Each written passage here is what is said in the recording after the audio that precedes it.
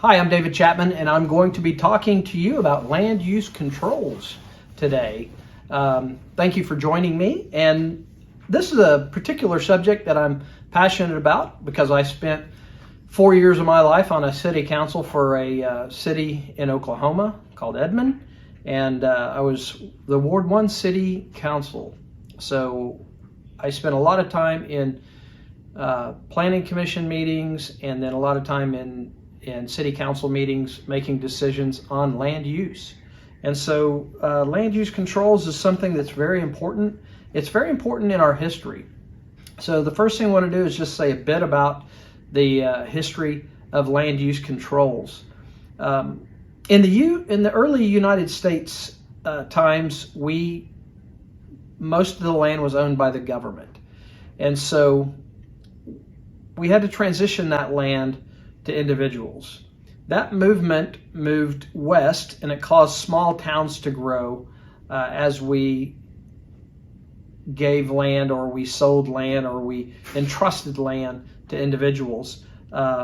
Moved to the east, and in the east, the focus of land controls was a very orderly development of streets and infrastructure. And so it was a necessary component to build the United States out is to use that land for infrastructure. And that's how we based a lot of our land use control today, on what was needed in the past to build out the United States as a new country, the things that we needed. So it became apparent that the layout of the streets and the location of utility systems could be more efficient and accomplished by imposing land use controls as this growth took place going forward. And so that's what we tried to do, and that's what transpired later, was try to put some efficiency into the what we call zoning that describes the uses that are acceptable and controls land use. So going forward, we call that zoning, and typically municipal zoning laws are under the control of a regulatory body, usually a zoning commission, a planning commission, or a city council in a municipality, a city. So that's typically how they're organized. And generally the basic designations are residential, commercial, industrial, and agricultural. So we'll see those four designations in general pretty much throughout the United States. Zoning laws can be changed, they can be updated, and will over time by city councils, planning commissions, with consideration from citizens in the area. One of the ways that we can do that, other than change the zoning, is we can take variances. So if a use is requested by the city planning commission, the person would be asked to file for a variance, and then that variance would be taken to the planning commission and then be taken to the city council to change to use some other use other than what the zoning permits, and that's called a variance. And frankly, that's one of the reasons that we have city councils, is to make decisions on things like variances. So anytime that you make a variance for something and you're making an allowance for somebody to do some use, there's going to be controversy that goes along with that. And so I spent 4 years of my life dealing with that controversy in granting or not granting variances for specific uses that are different than the land was zoned or planned for in the first place. So we call those variances. I've been writing a lot lately and speaking a lot lately on some alternative to variances, and I'd like for you to take a look at those articles that I've written. You can get those at jdavidchapman.com, jdavidchapman.com. Those are going to be PUDs, which we call planned unit development. That is a way that we can put multiple variances into an agreement and negotiate that with the planning commission and the city council for a development. It's called a planned use development, and I'd like for you to take a look at that. The second thing is overlay districts. Overlay districts are, the purpose of an overlay district is for us to consider uses that aren't normally considered in the rest of the city. So I think you could agree that there would be some areas of town that would be more fit for some use than others. But when we did the zoning, we put the same requirements, the same restrictions on the entire town. But there may be parts of town that we want to put a further restriction on, maybe no development there. Or we may be more liberal with the development, maybe higher density or something like that. So an overlay district allows us to put a whole section of the town into sort of a package that allows certain variances by what we call by right. That means you have the right to do it without going to Planning Commission and City Council. Now, when we do overlays or when we propose overlays, there is a natural resistance from the community against those in a lot of ways, and they're typically what we see from their complaints is that it takes the voice away from the citizen at City Council to argue it because it's given by right now, because it doesn't go in front of Planning Commission, it doesn't go in front of City Council. So there isn't any feedback mechanism for people to go to fight against it. So we see that. And then secondly, they just don't like whatever the thing allows in the community. So we see those things. And again, this is part of the source of controversy. PUD is the same way. When we do a PUD, there are citizens that do not like the things that the city has negotiated with the developer in the way of variances for that development. So these are things that we see in the zoning that is frustrating to city staff, frustrating to Planning Commission, frustrating to City Council, and frustrating to the citizens. So this is a tough one to get through. But those are the things that are necessary. Also, to enforce zoning and building codes and things like that, we have what we call police power, which is one of the 4 powers that's granted to the government, and it's called police power, and that gives them the right to go and to actually enforce the zoning or enforce building codes. And so we'll talk about that later as well. So that's a bit of an overview and a history of zoning. Let's talk a minute about codes. Codes are intended to protect the public against low quality or dangerous construction or issues that might come from that.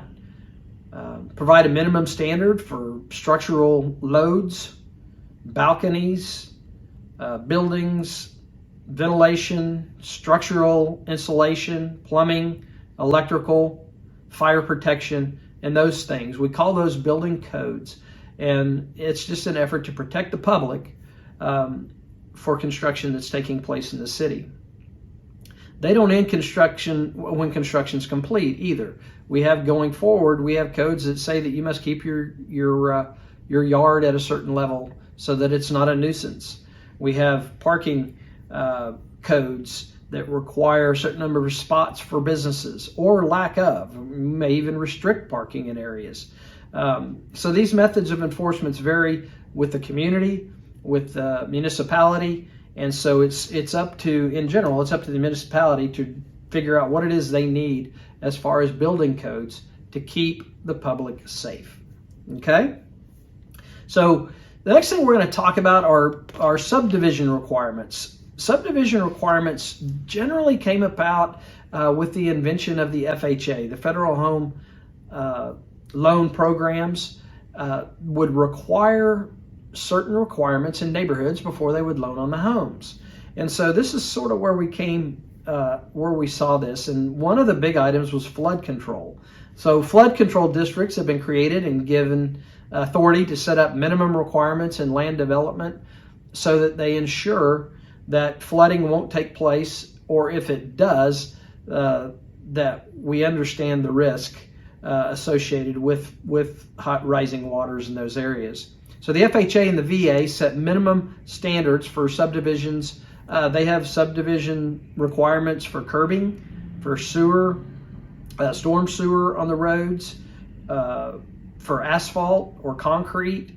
So there's a lot of things like that the FHA and the VA require that just ensure quality in the homes that they give loans on. So those are some sort of neighborhood things. I will also say this. One of the things that we see that people don't understand is if you buy a home with a gated community, then the municipality or the county will not likely have responsibility for those roads. So if you buy a home in a gated community, you need to understand that the community that you're buying into will have the responsibility to keep their roads in order, to fix the potholes and things like that in that neighborhood. And the city and the county is not going to be responsible for those roads. Now, even with roads without a gate, they have to be up to a certain standard. And if they do meet that certain standard, then the government, the city, and the county will take the responsibility for those roads in general. So those are something you just want to think about whenever you buy a home. Personally, you might want to look into who actually takes care of those roads, because it's an expense that is significant, and it is often put on the homeowners association, in which they have to give assessments for. And you need to understand that whenever you buy a house, if you're going to be responsible for paying an assessment to fix those roads. So consider that whenever you look at a gated place. So next thing I want to talk about is planning. This is a really good career path. Planners are generally, they work for architecture firms, engineering firms, and city, municipalities, and county governments. So the planning function looks forward and says, what's the population increase? Where's the population increase going to take place? What amenities will that population need? Where do we need housing? Affordable housing is under planning. Transportation is under planning. All of those things come into play whenever we start talking about planners. Really a good career path for those that like to look forward and consider what's needed in the future. So the implementation of zoning laws require a certain amount of community planning, because we go out and we have to hold meetings with the city to find out what it is they want, whatever they're going to require, and put, as early as we can, put an emphasis on the status quo to give encouragement to the concept of urban or regional planning, working with other entities, other cities on connecting transportation. All those kinds of things come into play when we talk about a planning program. There are two ways to restrict uses when we talk about land use. One of the ways is to restrict by private agreement. We have deed restrictions, so you can put right in the deed the way that things can be used. So we could put in the deed what types of business can be conducted in that building or on that land. We can restrict the use of alcohol. We can put restrictions that something has to be made of brick or can't be made of brick. It has to have a fence, a certain kind of fence. We can actually put those things in a deed and make it restricted when we sell it to somebody. Now, there are limitations on private agreements that can take place, and we need to be careful that we in the ways that we use these private agreement restrictions. And the reason is you have a sort of a failure to enforce. They're difficult to enforce at times. You need to make sure that you have agreements with the parties and make sure that they understand the restrictions that are put in there. New zoning requirements could actually have an effect on your deed and on the uses. Condemnation and other things and legislative action that could take place might have an effect. So we need to be careful when we use those deed restrictions. But remember, deed restriction is a way that we could limit somebody's use in something. That's more of a private use instead of what we've been talking about would be a public use. So those are the two ways to limit uses of property, either privately or publicly. One of the things I want to talk about in this segment is eminent domain. Eminent domain is a highly controversial subject in the United States. We have a Constitution, and the Constitution has rights. But we need to understand that eminent domain was one of those four things that was given to the government as far as power whenever we started transitioning the rights to citizens of land ownership from the government. Eminent domain was one of them. We already talked about police power as being one of them, but eminent domain was one. And that is the public authority negotiates with property owners to determine an acceptable price for the property. There has to be a couple things that have to take place before eminent domain can be used. The first thing is there has to be fair compensation, like I just said. Fair compensation may have to be required by the court of law, or it's negotiated, whatever's fair. And then secondly, it has to be used for a public use. Now this is where it gets really controversial. Who determines public use, and what is public use?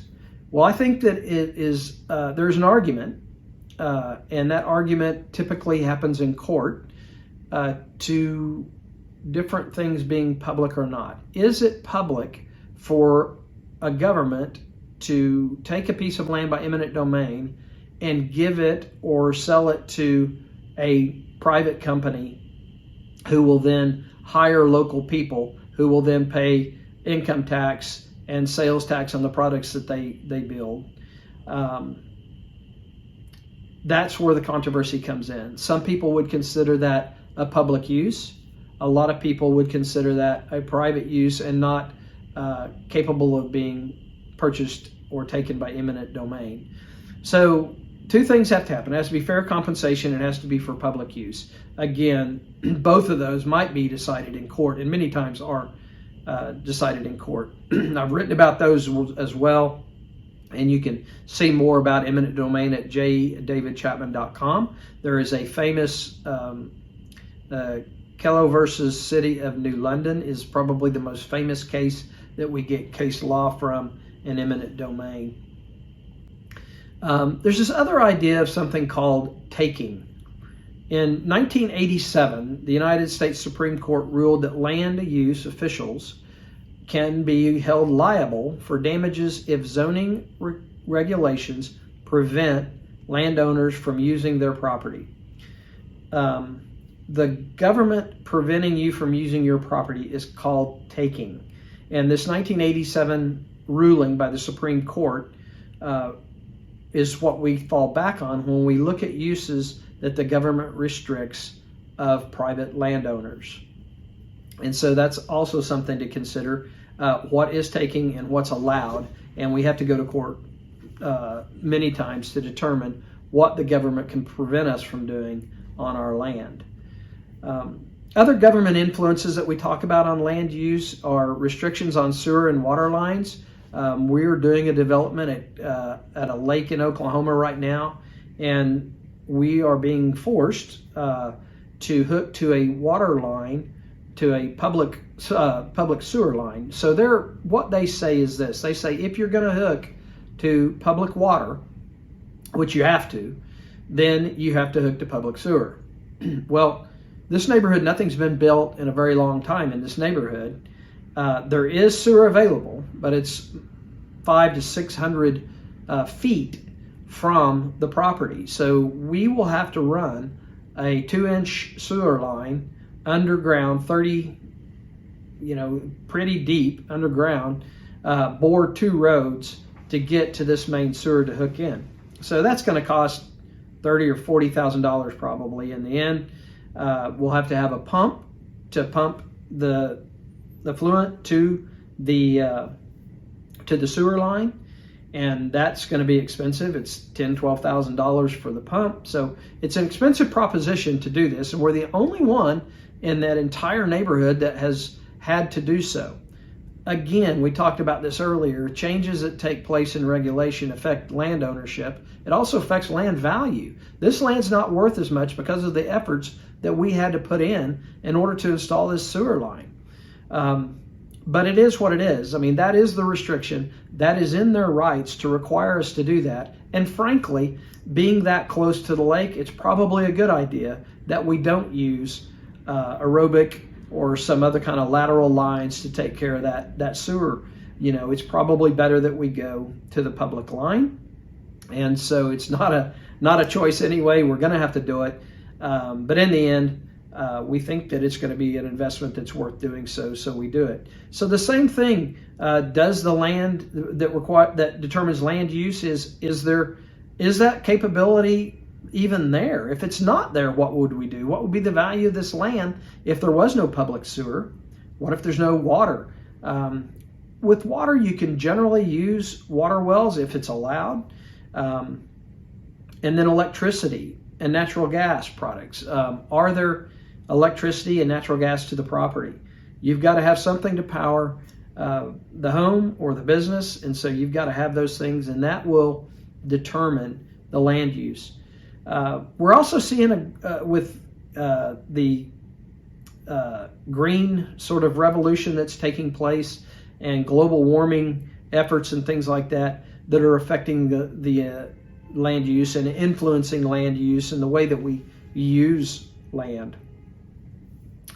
In this area, we also talk about environmental impact statements.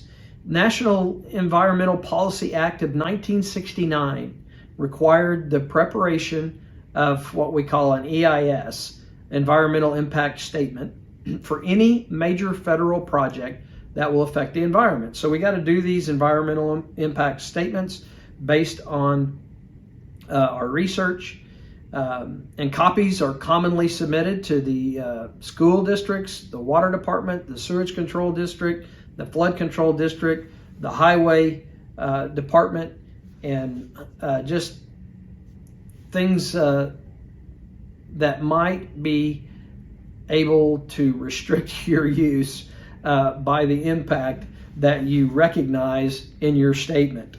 So those are all things that should be considered when we talk about land use. And I appreciate you being with me.